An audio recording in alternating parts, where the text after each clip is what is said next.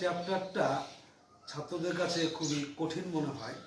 কারণ কি, যে আলম্ব, বাধা, বল এই তিনটে জিনিস নিয়ে লিভার, কিন্তু এই জিনিসটা কখন বা কোন শ্রেণী লিভারের ক্ষেত্রে কোন জায়গায় থাকে এটা নিয়ে দ্বন্দ্বে পড়ে যায় ছাত্ররা। তাই ছাত্রবন্ধু, তোমাদের সুবিধার জন্য আমি একটা ইজি ট্রিক্স নিয়ে এসেছি। সেই ট্রিক্সটা আমি তোমাদের দেখাচ্ছি। হ্যাঁ, এখানে খাতায় একটু মনে রাখবা একটা কথা। আ বা আ বয়াকার ব। আ মানে আলম্ব, বা মানে বাধা, আর বধ হচ্ছে বল। এখন মনে রাখতে হবে কি, যে আ কথাটা প্রথমে আছে, তাহলে প্রথম শ্রেণীর লিভারের আটা বা আলম্বটা মাঝখানে থাকবে। 2 নম্বরে বয়াকার বা অক্ষরটা আছে, তা এই বা কথাটি 2 নম্বরে আছে, অর্থাৎ এটা দ্বিতীয় শ্রেণীর লিভারের মাঝখানে বা বাধা কথাটা থাকবে।